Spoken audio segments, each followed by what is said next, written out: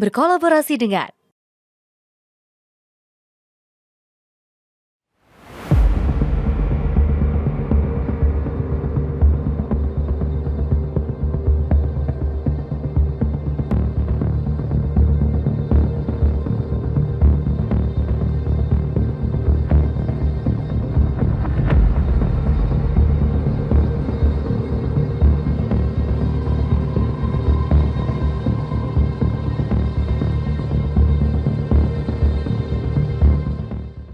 Ya harusnya disebutkan siapa itu loh biar jelas. Enggak ada. Ya apa? Anunya apa? Saya ingin tahu Kepentingannya apa? Saya mengutus untuk itu. Kepentingannya apa? Coba logikanya. jadi tidak ada. Saya itu udah diem loh ya. Difitnah saya diem, dicela saya diem, dijelekan saya diem, dimaki-maki saya diem. Saya ngalah terus tuh. Tapi ada batas.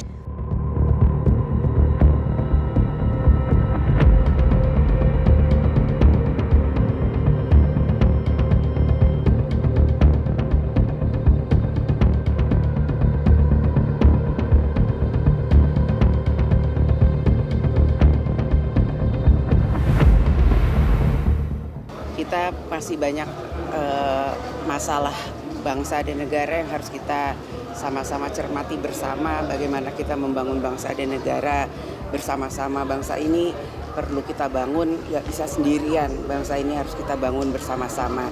Jadi semua yang mempunyai kontribusi, yang mempunyai pemikiran baik untuk bangsa ini, ya marilah ayo kita sama-sama bangun bangsa ini dengan pemikiran positif ke depan. Jadi sudahi hal-hal yang kemudian hanya membuat kita ini terpecah belah.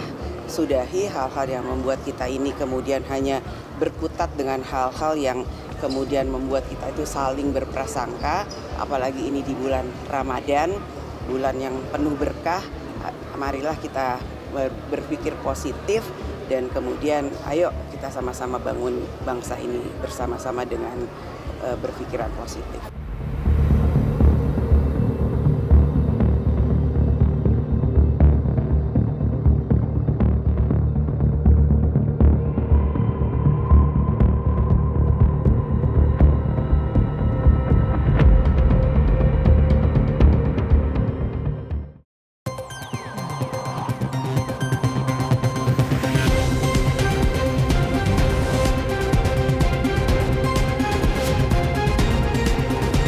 Pemirsa, baru-baru ini mantan Presiden Indonesia Joko Widodo menegaskan sikapnya terhadap sikap yang dilontarkan oleh PDI Perjuangan terkait bagaimana Ketua DPP PDI atau politisi PDI Perjuangan Deddy Sitorus yang menyebut ada seorang utusan yang melarang untuk mengeluarkan Presiden Jokowi pada saat itu yang menjadi kader PDI Perjuangan untuk tidak dipecat dan mengusulkan agar Sekjen PDIP Hasto Kristianto saat itu untuk mundur. Dan merespon hal itu Pak Jokowi dalam masa purna baktinya sebagai Presiden RI ke-7 ini merespon sangat tegas. Karakteristik Jokowi yang kita nilai selalu legowo ini kali ini tidak kita lihat dan bisa dibilang publik merasa kalau Presiden Jokowi atau mantan Presiden Jokowi ini sudah marah atas sikap PDI Perjuangan yang selalu menyerangnya dari setiap unsur-unsur politik yang terjadi. Dan membahas terkait bagaimana sikap dari Pak Jokowi yang cukup marah terkait dengan sikap yang dilontarkan oleh PDI Perjuangan, kita akan membahasnya bersama dengan Direktur Eksekutif Skala Survei Indonesia, Bang Abdul Hakim MS. Bang Ab, selamat malam. Bagaimana kabar, Bang? Alhamdulillah baik Mas Andi, selamat malam Mas Andi, selamat malam pemirsa Sinta TV. Bang Ab, baru-baru ini melihat dinamika politik kembali terjadi. Hubungan Jokowi dan PDI Perjuangan kembali memanas, Bang Ab. Kalau Anda melihatnya, kenapa ini bisa terjadi lagi, Bang Ab? Kenapa PDI Perjuangan selalu melontarkan apapun yang terjadi dalam internal ini karena disebabkan Jokowi dan Jokowi lagi ini memunculkan kemarahan bukan hanya Jokowi saja, tapi juga para pendukungnya seperti itu. Ini kenapa hal ini bisa terjadi, Bang, kalau dilihat-lihat seperti itu? Ya Mas Andi, Sejatinya kalau kita menganalisis terkait Pak Jokowi versus PDIP, Yunto Bumega, itu kan sudah kerap kali kita lakukan, Mas Andi. Karena memang sebagaimana kita telah banyak diskusikan dan kita proyeksikan bahwa dalam tahun 2025 ini, pentas politik kita akan banyak diisi dan diwarnai oleh kiprah di antara dua institusi besar ini. Saya sebut dua institusi besar karena PDIP adalah pemenang pemilu dan Pak Jokowi adalah Presiden Republik Indonesia ke-7. Jadi dua-duanya ini adalah sosok-sosok penting yang sebagaimana telah kita proyeksikan di awal tahun, ketegangan di antara Bu Mega, Junto PDIP dengan Pak Jokowi itu yang akan banyak mewarnai pentas politik yang akan kita saksikan. Namun sejatinya Mas Andi ya, kalau kita lihat cerita-cerita seperti yang dialami oleh Bu Mega dan Pak Jokowi, yaitu terkait ketegangan di antara dua sahabat atau dua karib atau dua kolega yang sudah bekerja sama lama, kemudian tiba-tiba hubungannya merusak, ini sebetulnya sudah biasa yang lumrah terjadi di kancah politik, tidak hanya di Indonesia, bahkan juga dunia. Saya ambil beberapa contoh, Mas Andi ya. Kenapa kemudian saya katakan bahwa hubungan akrab yang sudah lama terjalin, kemudian menegang cukup luar biasa di ujung, bahkan kadang-kadang bisa menjadi musuh yang cukup luar biasa, itu juga kalau kita lihat dari kisah-kisah politisi-politisi dunia dalam mengarungi kekuasaan sebuah negara, itu sudah kerap kali terjadi dan lumrah kita saksikan. Saya ambil sebuah contoh paling sederhana. Apa yang pernah dialami oleh dua tokoh besar di negara Uni Soviet. Siapa itu? Joseph Stalin dan Leon Trotsky. Di mana sebetulnya pada awalnya Trotsky dan Stalin ini adalah sama-sama bagian dari revolusi Bolshevik tahun 1917 loh. Trotsky ini adalah seorang pemikir dan komandan militer utama revolusi, sementara Stalin adalah seorang organisator ulung dalam Partai Komunis. Namun apa yang terjadi Mas Andi? Setelah Lenin meninggal dunia pada 1924, terjadi perebutan kekuasaan antara Stalin dan Trotsky. Stalin yang awalnya itu bersekutu dengan Trotsky dalam revolusi, mulai menyingkirkannya dari lingkaran kekuasaan. Kenapa? Dicurigai Trotsky akan mencoba untuk menjadi ancaman serius Stalin agar bisa menggenggam kekuasaan di Uni Soviet. Pada 1929, Trotsky akhirnya diasingkan dan pada 1940 dia dibunuh oleh agen Stalin di Meksiko. Apakah ini cerita tunggal? Enggak, saya akan bergeser. Misalnya ini cerita yang mewarnai kisah politik dunia, Jerman Nazi. Di mana kalau kita lihat filmnya Mas Andi ya, banyak betul yang bisa kita saksikan bagaimana Adolf Hitler dengan Ernst Röhm itu adalah sahabat lama, bahkan Röhm ini berjasa kuat mengantarkan Hitler ke tampuk kekuasaan, di mana waktu itu akhirnya Röhm yang bersahabat lama ini kemudian di ujungnya bermusuhan kuat dengan Hitler.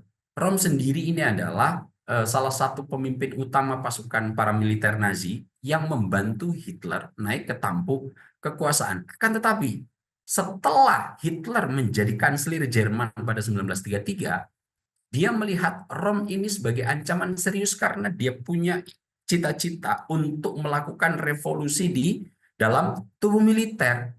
Dan apa yang terjadi? Pada 1934, dalam peristiwa yang kita kenal sebagai Malam Pisau Panjang, Röhm bersama banyak anggota paramiliter yang dianggap sebagai pengikut Röhm dieksekusi mati oleh Hitler. Apakah itu cerita yang kedua? Tidak. Masih ada cerita lagi nih. Saya akan bergeser ke negara Cina. Bagaimana kisah Mao Zedong dan Lin Biao itu juga cukup spektakuler untuk menggambarkan ketegangan dua sahabat yang awalnya cukup akrab, di ujungnya berpisah dengan retak yang cukup luar biasa. Awalnya Lin Biao ini adalah jenderal setianya Mao Zedong yang berperan besar dalam kemenangan luar biasa Partai Komunis saat Perang Saudara di Cina. Nah, ia juga Lin Bo ini memainkan peran utama dalam mempromosikan Mao melalui buku merah kecil selama revolusi kebudayaan. Akan tetapi apa yang terjadi? Pada awal 1970-an, Mao Zedong ini mulai curiga kalau Lin Bo ini akan berencana menggulingkannya. Akibatnya apa? Lin dituduh sebagai pengkhianat dan dilaporkan tewas dalam sebuah kecelakaan pesawat pada 1971 saat dia ingin melarikan diri ke Uni Soviet. Ada lagi cerita-cerita yang model begini. Saat kita bergeser pada negara mbahnya demokrasi, mana? Amerika. Kita tahu bagaimana seorang Thomas Jefferson itu bersahabat karib dengan John Adams. Awalnya keduanya ini adalah sahabat yang sama-sama berperan dalam revolusi Amerika. Bahkan ya, Jefferson dan Adams ini pernah bekerja sama dalam menyusun deklarasi kemerdekaan Amerika. Tapi apa yang terjadi? Saat pemilihan presiden tahun 1800, keduanya menjadi rival yang sangat sengit. Kampanye mereka itu penuh dengan serangan dan hinaan pribadi, di mana waktu itu yang paling terkenal adalah John Adams ini disebut sebagai seorang monarkis, penganut sistem kerajaan yang totaliter begitu. Kemudian Jefferson juga tidak luput dari serangan dan hinaan yang lain. Dia disebut sebagai ateis radikal. Cuma untuk kisah Amerika ini agak cukup berbeda nih Mas Andi jika kita berbandingkan dengan kisah-kisah yang saya sebutkan yang di awal. Kenapa? Karena ketika mereka berdua pensiun, mereka kembali bersahabat dan sering berkirim surat sampai akhirnya keduanya meninggal. Dan uniknya, dua-duanya meninggal di tanggal dan tahun yang sama, 4 Juli 1826. Itu dalam konteks dunia. Pertanyaannya, di Indonesia ada sejarah nggak sebelum ketegangan yang menimpa Pak Jokowi dengan Bu Mega Yunto PDIP? Ada. Siapa itu? Presiden Soekarno, Presiden pertama Republik Indonesia dengan Presiden Soeharto. Mas Andi, Pak Harto itu dulu di awal-awal adalah jenderal yang sangat loyal dan mendukung penuh kepemimpinan Soekarno. Sebagai salah satu contoh, bagaimana Pak Harto loyal betul sama Pak Karno.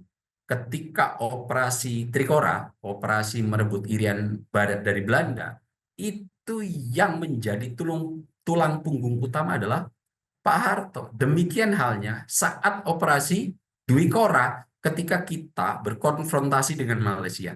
Soeharto juga menunjukkan loyalitas penuh terhadap Soekarno. Akan tetapi apa yang terjadi setelah peristiwa G30 SPKI tahun 65? Soeharto secara bertahap demi tahap akhirnya mengambil alih kekuasaan dari Soekarno. Dan pada 1967, kalau nggak salah itu, akhirnya Soekarno secara resmi oleh Pak Harto kekuasaannya dilucuti. Dan akhirnya mengalami pengasingan diri selama tidak lagi memegang tampuk kekuasaan, dan akhirnya hal ini dialami oleh Presiden Soekarno sampai meninggal tahun 1970. Pertanyaannya, bagaimana dengan Bu Mega, Yunto PDIP, dengan Pak Jokowi? Nah, saya melihat Mas Andi ya, ada kemiripan yang terjadi antara Pak Jokowi dan Bu Mega Yunto PDIP yang kemudian menegang kuat ini jika saya sambungkan dengan cerita-cerita yang saya urai tadi. Nomor satu, hubungan Pak Jokowi dengan Bu Mega Yunto PDIP ini sudah terjalin sangat panjang. Kita tahu Pak Jokowi memulai meniti karir di dunia politik melalui PDIP tahun berapa? 2024. Sejak saat itu Pak Jokowi berhasil menjadi wali kota 2 kali di Solo, meskipun untuk periode kedua tidak tuntas. Setelah itu kemudian pergi ke Jakarta menjadi gubernur DKI. Setelah itu meskipun tidak tuntas menjadi Presiden Republik Indonesia selama 2 periode, 10 tahun. Siapa di belakang itu? PDI Perjuangan. Di belakang karir politik yang moncer Pak Jokowi ini ada PDI Perjuangan. Nah, saya melihat justru karena moncernya politik Pak Jokowi ini yang akhirnya dilihat sebagai sebuah ancaman serius oleh PDIP atau Bu Mega. Sepertinya ya, Mas Andi ya, saya berasumsi, saya menganalisis, Bu Mega ini masih agak trauma dengan kejadian yang menimpa ayah beliau. Siapa? Presiden pertama Republik Indonesia, Soekarno. Bagaimana seorang proklamator harus sampai meninggal dunia di pengasingan hanya karena kekuasaannya dipreteli oleh Pak Harto. Nah, hal inilah yang saya lihat kenapa kemudian Bu Mega itu betul-betul menghadapi tekanan hebat akibat trauma yang pernah menimpa ayah beliau ini. Hal ini berimplikasi terhadap apapun yang menyenggol atau dialami PDIP yang itu tidak menyenangkan bagi Bu Mega dianggap sebagai sebuah ancaman serius begitu.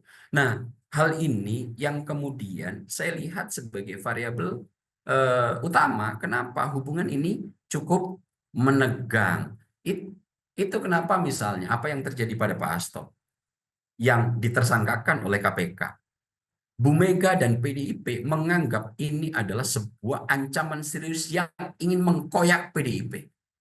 Kenapa? Karena Hasto adalah salah satu sosok yang saat ini berdiri betul di belakang Bu Mega. Apapun yang terjadi di Bu Mega, itu Pak Hasto tidak akan rela ketika Bu Mega harus turun dari tampuk kekuasaan di PDIP. Belum lagi, bentar lagi, itu PDIP akan melakukan kongres, di mana kongres itu salah satu agenda utamanya adalah memilih calon ketua umum baru. Jika kemudian hal ini tidak segera dikonsolidasikan, maka narasi-narasi nanti yang bisa dalam tanda kutip melengsarkan Bu Mega dari kursi tampuk ketua umum ini dijaga betul oleh PDIP dan orang-orang yang saat ini di Dewan Perwakilan Dewan Pimpinan Pusat PDIP.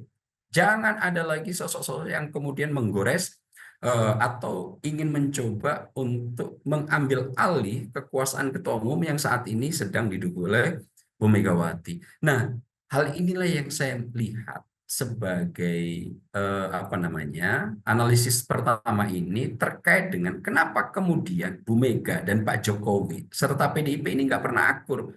Satu sisi Pak Jokowi ini memulai karir politik tumbuh besar sampai bisa menjadi Presiden Republik Indonesia selama 2 periode, di belakangnya ada PDIP.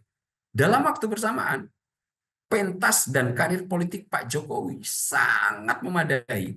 Approval ratingnya bagus, kemudian bagaimana mengelola kekuasaannya juga selama 10 tahun tidak banyak ada gejolak karena di belakang PDIP. Dan justru hal ini yang kemudian dilihat PDIP sebagai ancaman serius. Itu kenapa kemudian moncernya politik PDIP ini saya melihat dan saya menganalisis harus direduksi, jangan sampai ini kemudian tertular di PDIP, di mana PDIP ini sudah ada sosok seperti Megawati yang sampai detik ini belum boleh untuk tergantikan oleh siapapun. Akhirnya apa? Apapun yang dianggap sebagai sesuatu yang salah dengan PDIP mencoba kemudian diarahkan dan ditempelkan kepada Jokowi sebagai sosok serius yang berpotensi besar untuk bisa mengambil alih kekuasaan. Itu kenapa kemudian narasi PDIP dari awal terhadap Pak Jokowi sudah mulai keras. Ada yang mulai cawe-cawe, meskipun tidak secara vulgar dialamatkan kepada Pak Jokowi, tapi semua dari kita arahnya sudah tahu Pak Jokowi. Kasus yang paling terbaru terkait dengan tuduhan keras terhadap yang dilontarkan oleh Deddy Sitorus. Arahnya ke siapa? Jokowi. Karena memang saat ini Jokowi adalah satu-satunya variabel yang paling memungkinkan untuk bisa mengusik kursi nyaman Ketua Umum PDIP Megawati Soekarno Putri. Apalagi ini Kongres tidak lama lagi, Mas Andi. Inilah kenapa yang kemudian saya lihat hubungan di antara keduanya ini terus menegang. Karena satu sisi PDIP melihat moncernya politik Pak Jokowi ini sebagai ancaman serius bagi kenyamanan Ketua Umum Megawati Soekarno Putri. Di sisi lain, ada ketegangan, trauma cukup luar biasa di sisi PDIP terkait bagaimana tampuk kekuasaan direbut. Nanti ini akan bisa seperti ayah beliau, siapa Presiden Soekarno, yang akhirnya meninggal pun di dunia pengasingan. Nah, ini sebetulnya kejadian lumrah. Namun yang perlu menarik kita cermati, apa dari ending ketegangan antara Jokowi dan Megawati Soekarno Putri junto PDIP ini, Mas Andi. Baik Bang Ab, kalau melihat persahabatan antara PDI Perjuangan dengan Jokowi ini selama 20 tahun nampaknya tidak cukup untuk meredam keduanya seperti itu ya. Bahkan kalau kita bisa melihat yang terus dilakukan memprovokasi Jokowi ini politisi-politisi PDI Perjuangan seperti itu Bang Ab. Dan sebenarnya yang menjadi pertanyaan kenapa harus Jokowi? Kalau tadi Bang Ab menjelaskan tadi ini menjelang Kongres Jokowi dinilai sebagai sebuah ancaman bagi kursi ketum PDI Perjuangan. Sebenarnya manuver apa yang dilakukan dan mengapa di internal PDI Perjuangan ada beberapa faksi yang pernyataannya berbeda seperti itu. Tapi jangan dibahas dulu Bang Ab karena kita harus terpotong jeda. Pemirsa tetap di Sorotan Utama Sinpo TV.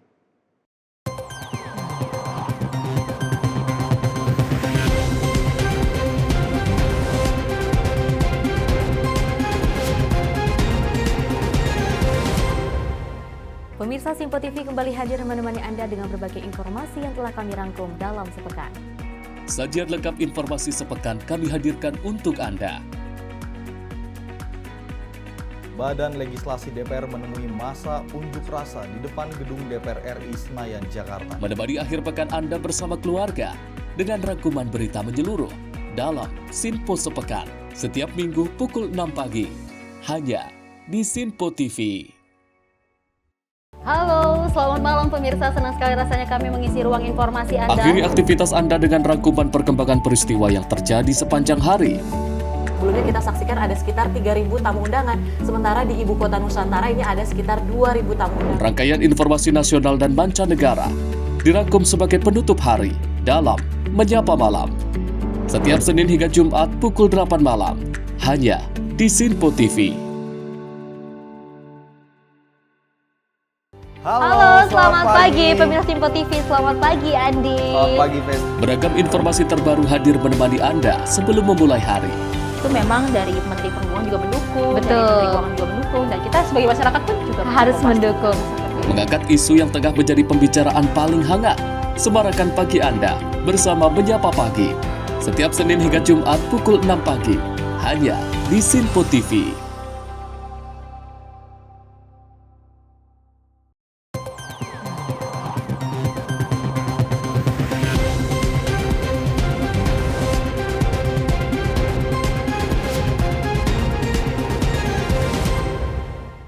Terima kasih pemirsa, Anda masih di Sorotan Utama Sinpo TV, masih membahas soal bagaimana perseteruan yang sangat hangat baru-baru ini antara Jokowi dengan PDI Perjuangan. Dan untuk membahasnya masih terhubung dengan Direktur Eksekutif Skala Survei Indonesia, Bang Abdul Hakim MS. Bang Ab, kembali melanjutkan. Kalau melihat statement dari Jokowi, saya itu udah diem loh ya, difitnah saya diam, dicela saya diam, dijelekan saya diam, dimaki-maki saya diam. Saya ngalah terus, tapi ada batasannya. Kalau Anda melihat Bang Ab, dari karakteristik Jokowi selama berkarir di politik, tentunya dari PDI Perjuangan dari tahun 2004 sampai pecah kongsi di tahun 2023, melihat sikap Jokowi yang baru-baru ini Bang Ab, ini nampaknya sebuah kemarahan yang sudah gerah Jokowi diungkapkan kepada publik kalau terus diprovokasi oleh politisi PDI Perjuangan. Kalau Anda melihatnya, bagaimana Bang Ab statement dari Jokowi ini? Ya, ini banyak pihak menengarai sebagai reaksi baru dari seorang Joko Widodo ketika menghadapi konflik. Dan saya melihatnya karena ada dua perkara yang kemudian saya menduga kenapa Pak Jokowi reaktif yang agak cukup berbeda dengan biasa-biasanya. Karena nomor satu, saat ini PDIP ketika menyerang dan Pak Jokowi ketika menerima serangan, posisi Pak Jokowi saat ini sudah berbeda, Mas Andi. Kalau dulu posisi Pak Jokowi ketika di awal-awal ketegangan, posisinya masih sebagai Presiden Republik Indonesia. ada persoalan, Pak Jokowi masih mampu untuk mendelegasikan persoalan-persoalan itu bisa diselesaikan oleh pihak lain. Akhirnya apa? Pak Jokowi masih bisa cukup nyaman untuk melakukan pola dan ritme gestur politik yang sudah biasa dilakukan. Akan tetapi saat ini posisi Presiden Republik Indonesia itu sudah tidak ada. Pak Jokowi saat ini berdiri sendiri dan ketika ada serangan, maka mau tidak mau Pak Jokowi harus merespons secara pribadi, tidak lagi kemudian bisa meminjam dalam tanda kutip tangan-tangan yang lain, kecuali para relawan yang sekarang saat masih berada dalam koordinasi beliau untuk melakukan upaya penyelesaian. Nah, perkara ini yang saya lihat, kenapa kemudian Pak Jokowi merespon agak cukup berbeda dari biasanya. Karena ketika saat Pak Jokowi masih menjadi presiden, banyak tangan yang bisa dipinjam dalam tanda kutip oleh beliau untuk menyelesaikan persoalan. Akan tetapi saat ini tidak lagi bisa untuk melakukan itu. Di sisi yang lain, Pak Jokowi tidak seperti Bu Mega. Ketika Bu Mega menghadapi persoalan, masih banyak tangan-tangan yang dalam tanda kutip bisa dipinjam oleh Bu Mega untuk kemudian menarasikan itu ke publik. Siapa? Politisi-politisi PDIP. Akhirnya Pak Jokowi mau tidak mau harus merespons secara pribadi. Yang menjadi cukup menarik adalah statement Pak Jokowi. Kalau saya melihat dengan ucapan Pak Jokowi yang cukup keras ini, akhirnya Pak Jokowi saya lihat mulai menunjukkan perlawanan, Mas Andi. Jika di awal-awal, bagaimana di videoin yang cukup viral itu di depan Bu Mega dengan kursi yang berbeda di hadapan Bu Mega, meskipun saat itu statusnya masih seorang Presiden Republik Indonesia, Pak Jokowi masih fine. Ketika kemudian dihajar dengan berbagai macam narasi pengkhianat, sampai detik ini Pak Jokowi juga tidak pernah merespon berlebihan. Akan tetapi ketika Deddy Sitorus sudah mengungkapkan adanya utusan yang meminta Pak Jokowi jangan dipecat, kemudian 9 orang sedang ditarget masalah hukum, ini agak cukup berbeda gitu. Meskipun utusan ini oleh PDIP tidak disebut hadir dari Pak Jokowi, akan tetapi narasi ini, asumsi publik sudah tahu arahnya kemana. Karena lagi-lagi berdasarkan apa yang kita urai, satu-satunya orang yang saat ini berpotensi untuk mengganggu kenyamanan kursi empuk Bu Megawati dalam posisi Ketua Umum PDI Perjuangan hanya Pak Jokowi. Tidak ada sosok lain. Tidak ada pihak-pihak yang memiliki potensi kuat dalam Kongres besok itu yang mampu untuk cawe-cawe dalam konteks adanya suksesi kepemimpinan di PDIP. Hanya Pak Jokowi. Akan tetapi apakah ini tanda-tanda Pak Jokowi kemudian akan mencoba melakukan perlawanan dari serangan-serangan yang sudah dilakukan oleh PDIP? Ini kalau saya lihat potensi gejala awal dari Pak Jokowi untuk melakukan perlawanan. Bagaimana hal ini kemudian dinarasikan? Bisa kita baca kok dari semua yang dikemukakan oleh relawan-relawan Pak Jokowi gitu. Di mana ketika Pak Jokowi diserang dengan cukup luar biasa besar, memang Pak Jokowi menurut Projo misalnya sudah sangat jengkel dengan apa yang secara terus-menerus ditimpakan kepada dirinya, meskipun menurut pihak mereka, Pak Jokowi dan para relawan Pak Jokowi ini, Pak Jokowi tidak melakukan apa-apa. Apakah ini buah dari psikologi ketakutan yang cukup berlebihan terkait dengan posisi kekuasaan di internal PDI Perjuangan? Banyak relawan PDIP yang menengarai itu. Dan akhirnya narasi-narasi beberapa relawan menunjukkan sepertinya Pak Jokowi akan melakukan upaya perlawanan. Persoalannya, upaya perlawanan ini akan dilakukan dari mana? Apakah betul-betul nanti akan masuk untuk mencoba bergelut dalam kekuasaan internal PDIP, ataukah kemudian membangun institusi baru, parpol baru yang sudah banyak diwacanakan yang nanti akan sangat terbuka ini sebagai upaya kekuatan politik pembanding terhadap PDIP. Nah, ini yang akan perlu kita tunggu. Dua alternatif ini, mana kira-kira yang akan ditempuh oleh Pak Jokowi? Apakah kemarahan dalam tanda kutip Pak Jokowi ini dalam konteks melakukan perlawanan terhadap perilaku yang sudah dilakukan PDIP terhadap dirinya ini berbentuk intervensi untuk masuk ke kekuasaan PDIP, ataukah Pak Jokowi akan membangun sebuah institusi partai politik baru yang nanti akan dijadikan perahu sebagai wadah menjadi pembanding kekuatan PDIP yang selalu dari hari ke hari, bulan ke bulan, minggu ke minggu itu selalu memojokkan Pak Jokowi. Meskipun di awal-awal mereka ini adalah kawan sejawat dan yang saling mendukung ketika berada di tampuk kekuasaan. Patut kita tunggu. Tadi yang Bang Ab sampaikan adalah hari ke hari para politisi PDI Perjuangan ini selalu memojokkan Jokowi. Ini sebenarnya maunya PDIP ini seperti apa sih Bang? Atau mungkin di belakangnya ada antara PDI Perjuangan dengan Pak Jokowi seperti itu, ini ada hal atau sebuah persoalan yang sebenarnya belum selesai karena ini secara berlarut-larut terus terjadi seperti itu Bang? Kalau saya melihatnya Mas Andi ya, secara psikologis ada sesuatu sepertinya yang sedang dialami oleh PDIP sehingga kemudian dari hari ke hari perilaku politiknya selalu mencoba mencari sandaran, pelampiasan terkait dengan hal-hal yang sedang menimpa PDIP yang tidak membahagiakan gitu. Jadi saya melihat kalau dalam psikologi itu ada sebuah konsep yang dikenal sebagai coping mechanism, Mas Andi. Apa itu? Ketika seseorang sedang mengalami tekanan serius, untuk kemudian mencoba keluar dari tekanan itu, dia melakukan upaya apapun gitu. Jadi upaya apapun ini, baik itu nanti yang sudah dipikirkan secara baik ataupun sesuatu itu yang yang dilakukan tanpa pemikiran jauh, bahkan bersifat impulsif gitu. Apa impulsif itu? Berpikir melakukan sesuatu yang tidak nanti dipikirkan dampak risiko yang akan mengiringi dari apa keputusan yang sedang diambil. Cukup impulsif. Nah, dalam psikologi disebut sebagai coping mechanism. Nah, kenapa coping mechanism ini terjadi dengan PDIP?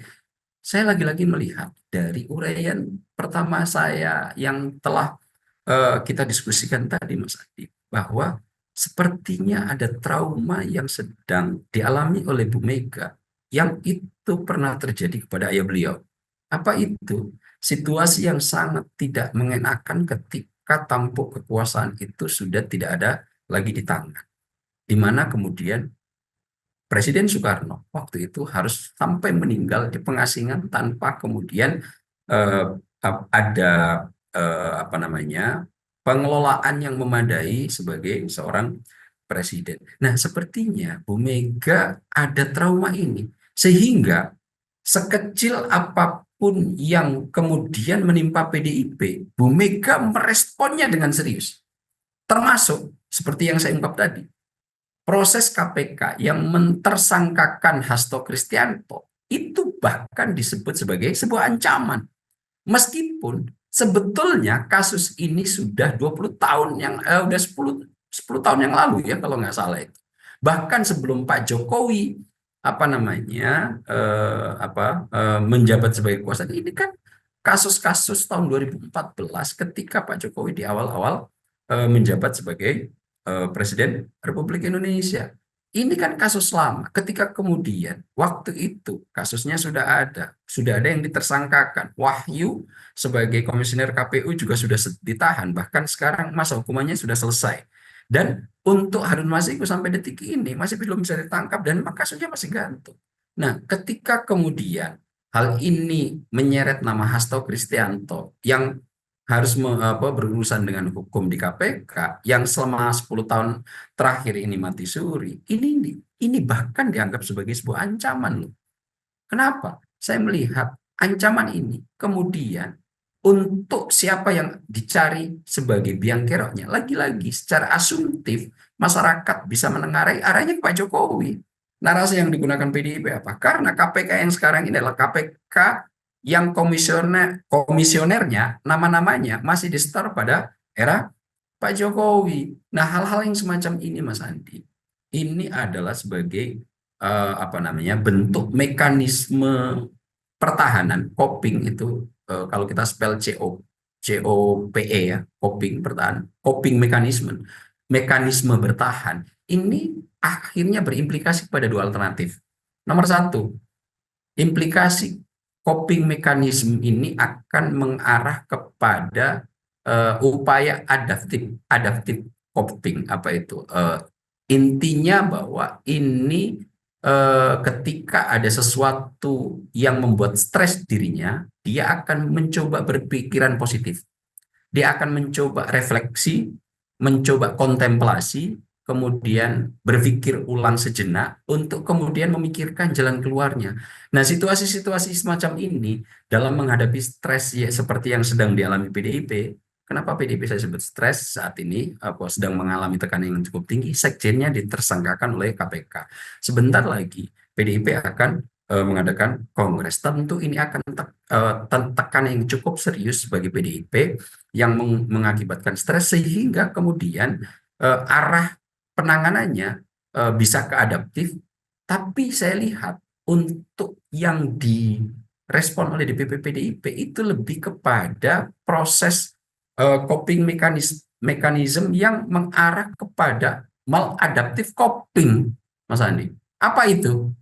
Yaitu mencoba untuk melarikan diri, mencoba meluapkan amarah ini dengan tidak berupaya reflektif, tidak berupaya kontemplasi, akan tetapi mencari pelampiasan pihak lain untuk selalu disalahkan. Ini yang kemudian saya lihat ada di PDIP. Kalau dalam konsep psikologi ini disebut sebagai aggressive coping gitu. Untuk cari hal yang coba untuk dipersalahkan. Nomor dua, ada penyangkalan, Mas Andi. Maladaptive coping ini akan berimplikasi terhadap penyangkalan dirinya untuk tidak kemudian tidak kemudian apa yang sedang menggumul itu bukan kesalahannya, tapi dari pihak lain. Akhirnya apa? Mencoba untuk menolak mengakui ada salah, kemudian mencoba apa yang sedang menimpa dirinya itu merupakan intervensi dari.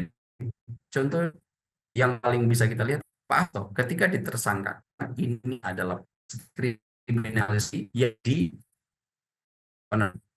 oleh niat jahat pihak lain. Nah, hal semacam ini yang mesti agak dihindari banyak PD agar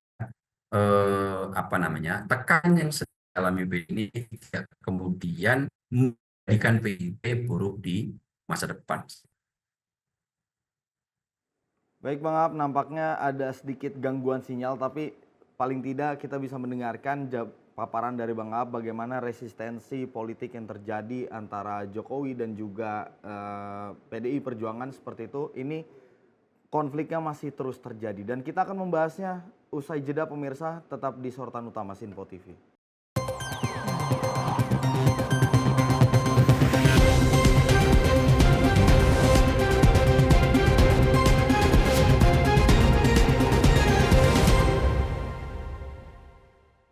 Halo pemirsa, kami kembali hadir dengan sejumlah informasi yang kami himpun dari berbagai penjuru dunia. Rangkaian informasi yang membuat akhir pekan Anda begitu bermakna. Sebuah kelompok di Afrika Selatan memberikan layanan pertunjukan film dengan tenaga surya. Berita yang menjadi sorotan media dari dalam dan luar negeri, kami hadirkan untuk menemani pekan Anda dalam Sinpo Dunia Sepekan, Sabtu dan Minggu pukul 9 pagi, hanya di Sinpo TV.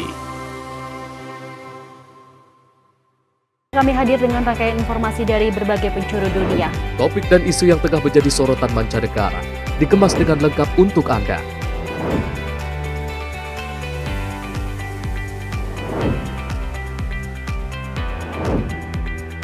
Peristiwa penting yang terjadi dari berbagai belahan dunia kini hadir dalam Sinpo Dunia setiap Senin hingga Jumat pukul 7:30 malam hanya di Sinpo TV.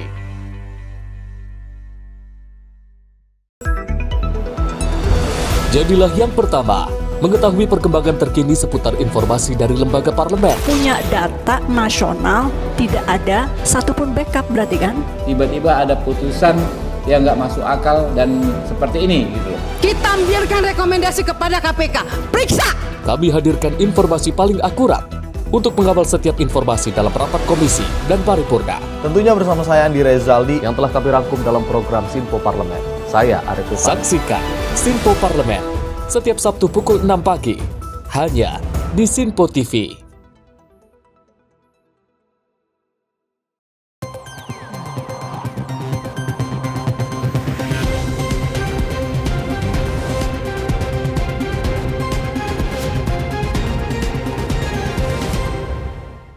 Terima kasih pemirsa, Anda masih di sorotan utama Sinpo TV, masih membahas soal bagaimana perseteruan antara Jokowi dan PDI Perjuangan. Masih terhubung dengan Direktur Eksekutif Skala Survei Indonesia, Bang Abdul Hakim MS. Bang Ab, tadi sebelum terpotong jeda karena ada gangguan sinyal seperti itu Bang Ab.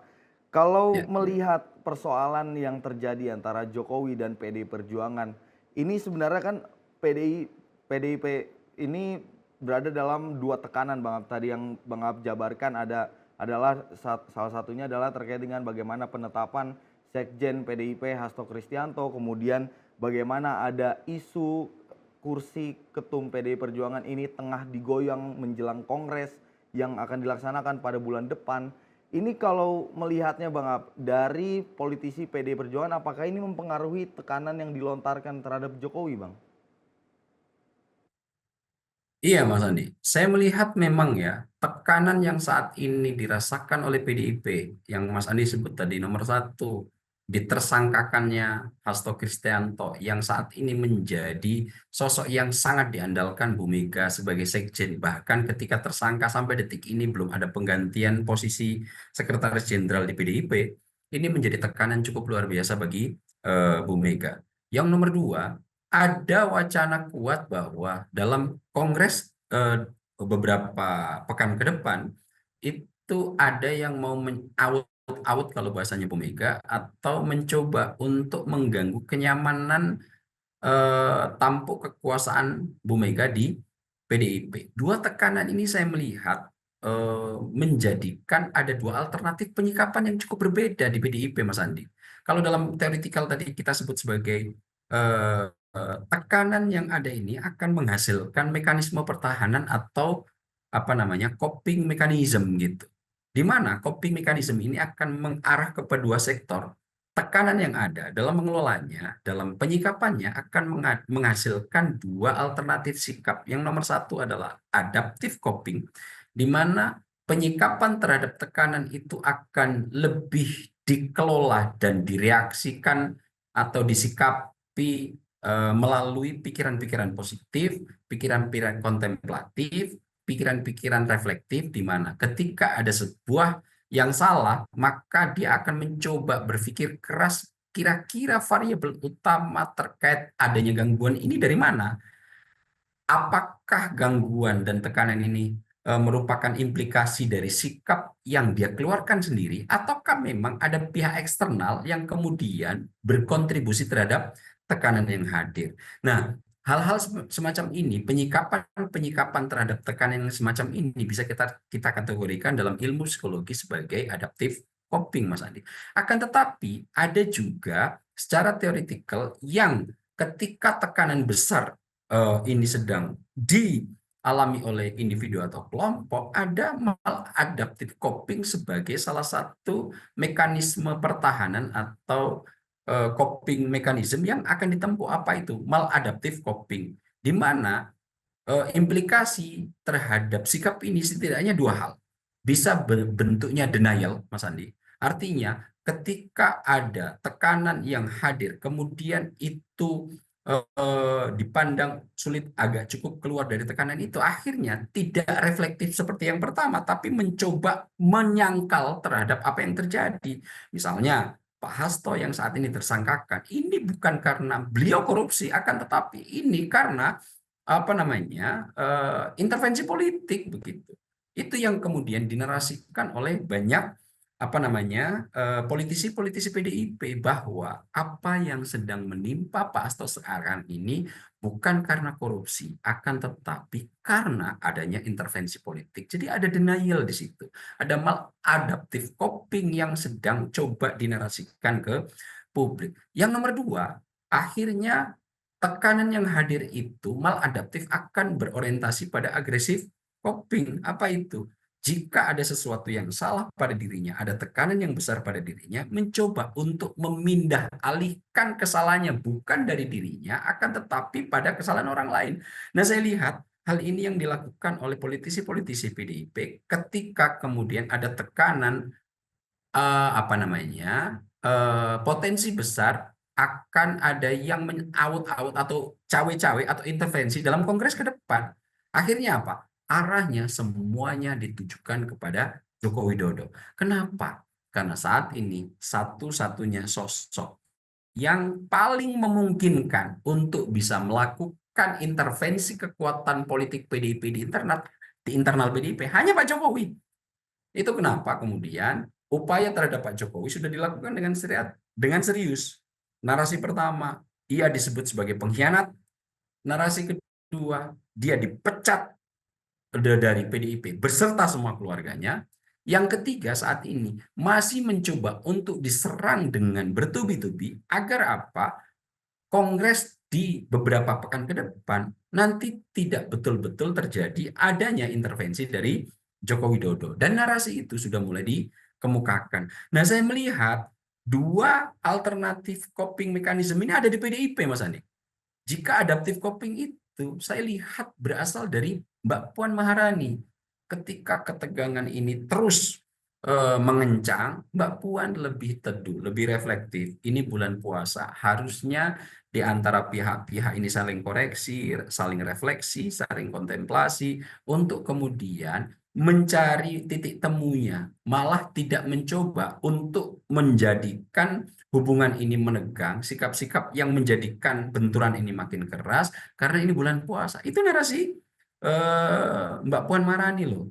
Akan tetapi hal ini berbeda dan berbanding 180 derajat terbalik jika kita kemudian bandingkan dengan sikap dari politisi-politisi PDIP yang ada di DPP. Sebut saja Guntur Romli, kemudian Deddy Sitorus, kemudian beberapa sosok-sosok yang lain yang kemudian narasinya cukup agresif dan denial terkait dengan pentersangkaan Hasto Kristianto ataupun terkait dengan ancaman Kongres di beberapa pekan ke depan. Nah, hal ini yang saya lihat akhirnya makin menunjukkan bahwa faksi di dalam PDIP makin nyata, di mana Mbak Puan yang saat ini ada di parlemen lebih condong dan cenderung untuk kemudian berkompromi dengan Pak Prabowo terhadap berbagai macam kebijakannya. Kita ambil sebagai contoh saat ini adalah revisi Undang-Undang TNI, rancangan Undang-Undang TNI, di mana Bu Mega beberapa pekan yang lalu menolak keras terhadap revisi ini. Akan tetapi panja yang memimpin rapat ini di Hotel Fairmont siapa? PDIP, Mas Utut Adianto. Tentu ini kita makin lihat bahwa ada perpecahan kuat di dalam tubuh PDIP terkait pandangan-pandangan politik dan situasi-situasi yang sedang dihadapi.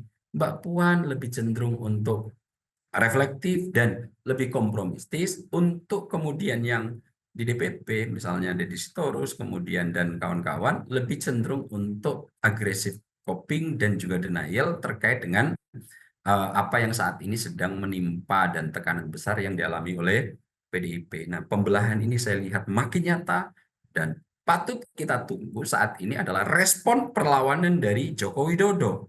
Ke arah mana Jokowi yang punya batas kesabaran ini terkait dikuyok-kuyok terus oleh PDIP dan Bu Mega, ini yang sangat patut kita tunggu, Mas Andi.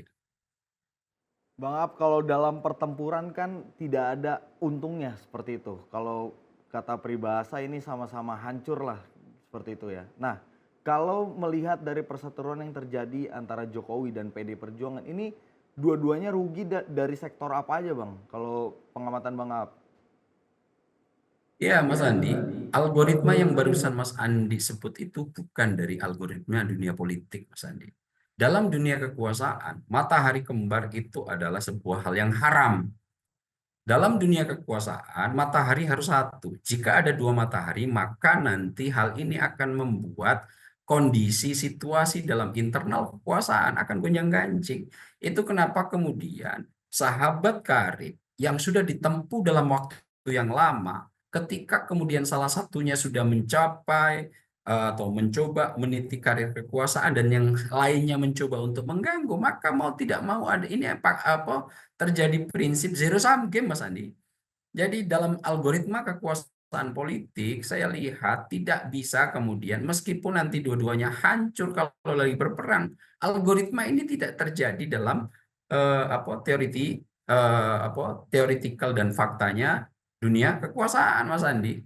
Dalam dunia kekuasaan, algoritma tunggal bahwa penguasa matahari harus satu. Jika ada kemudian yang mencoba untuk menyaingi, maka dua-duanya akan benturan cukup luar biasa, dan siapa nanti yang akan mengalami kekalahan, dia yang akan berada di posisi terbawah. Sebagaimana cerita yang tadi saya uraikan, Mas Andi.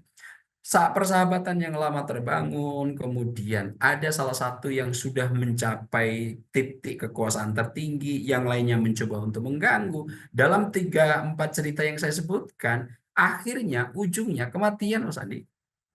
Tidak ada yang kemudian berpikiran ini nanti siapa yang akan menang, siapa yang kalah ketika bertarung. Kita ini sama-sama akan hancur, nggak usah berperang.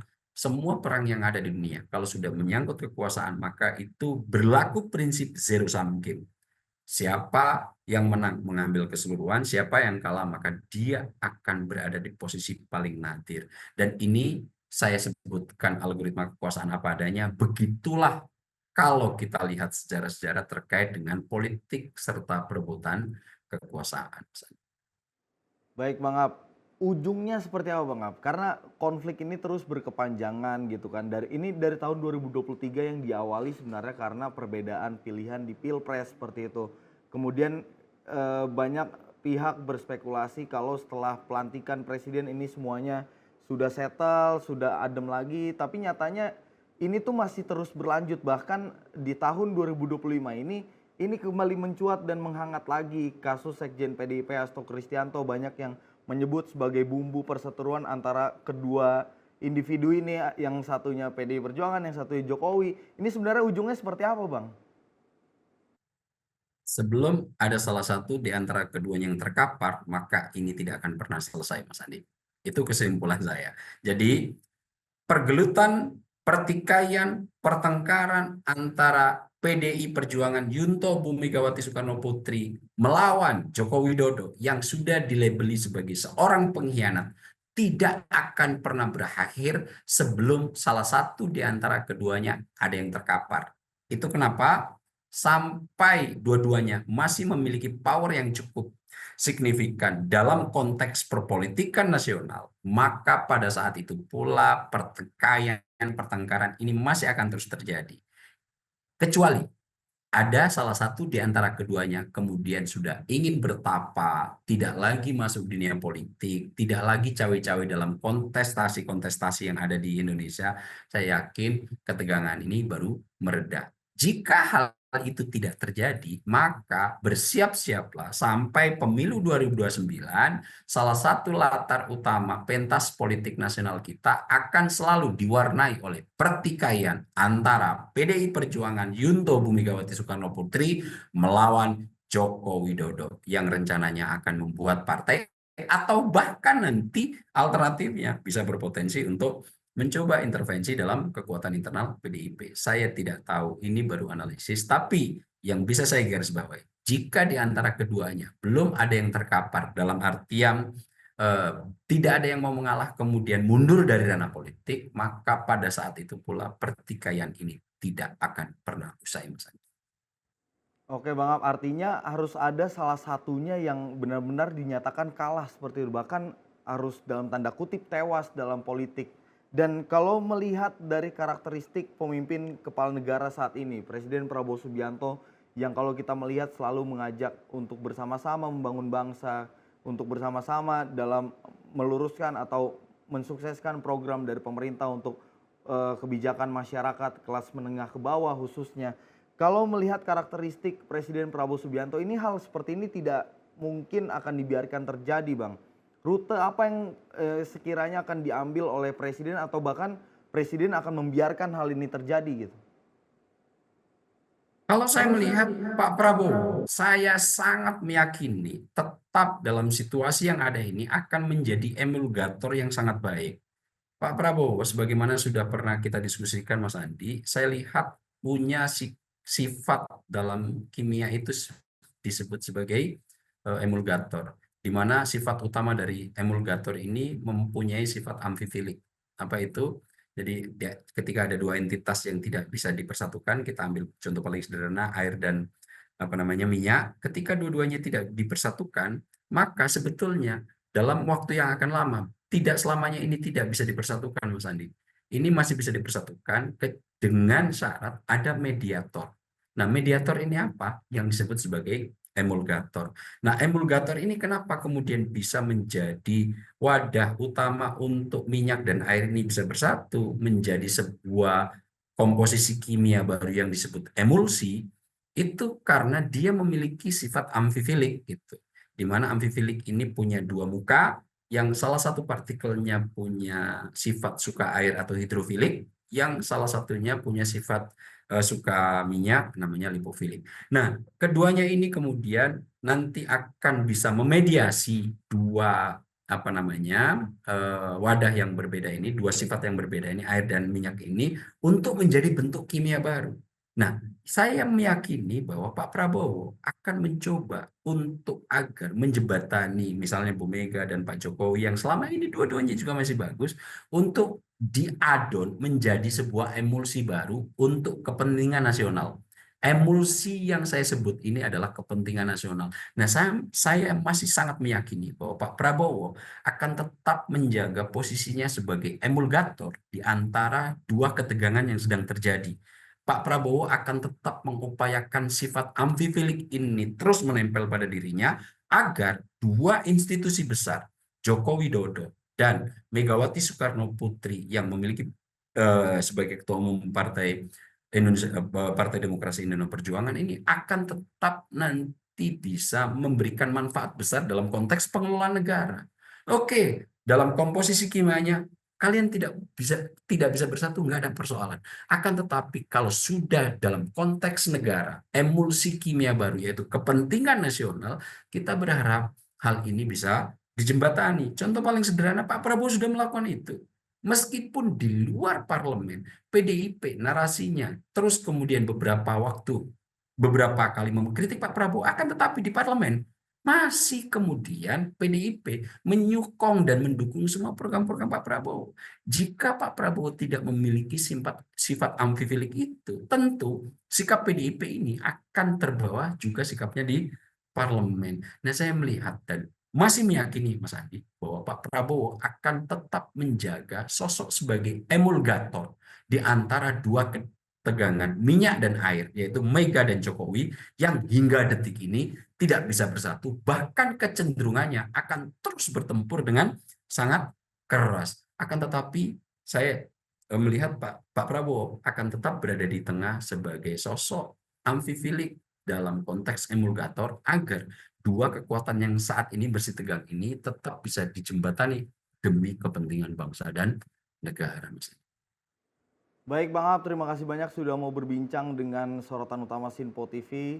Kita harapkan dari perseteruan yang terjadi antara PDIP dengan Joko Widodo ini tidak melebar kemana-mana Bang. Karena dikhawatirkan ini akan melebar kemana-mana dan justru yang dikhawatirkan lagi stabilitas politik ini akan mempengaruhi dari pembangunan apapun itu, pembangunan ekonomi, pembangunan nasional, dan lain-lain. Bang Ab, terima kasih banyak sudah mau berbincang. Salam sehat Bang Ab. Salam sehat Mas Andi, terima kasih. Pemirsa, panas dingin hubungan antara Jokowi dan PDI Perjuangan nampaknya sudah berkepanjangan. Hubungan persahabatan yang sangat mesra 20 tahun sudah terjalin antara Jokowi dan PDIP nampaknya tidak menjadi sebuah hal yang dipertimbangkan oleh keduanya. Pertempuran terus terjadi, tapi yang kita harapkan adalah para elit politik di Indonesia ini tidak terus melakukan cela-mencela antar satu sama lain, karena kita harapkan para elit politik di Indonesia agar terus berintrospeksi diri untuk memperbaiki demokrasi, karena tidak diharapkan juga untuk mempertontonkan politik celah-mencela dan sandra-menyandra untuk dipertontonkan kepada masyarakat Indonesia. Pemirsa, saya Andi Rezaldi, mewakili segenap kru yang bertugas, pamit undur diri. Selamat malam, sampai jumpa.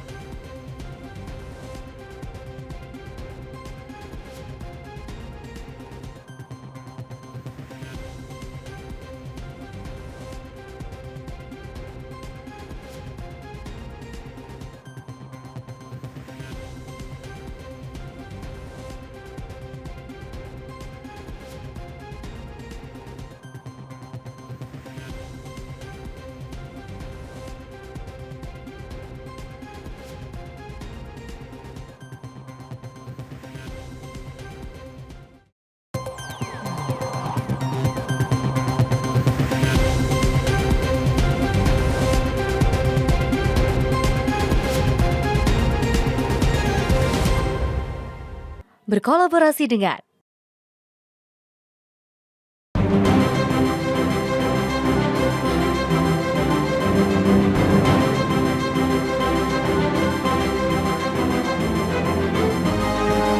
Simpo TV, News, Sport, Entertainment.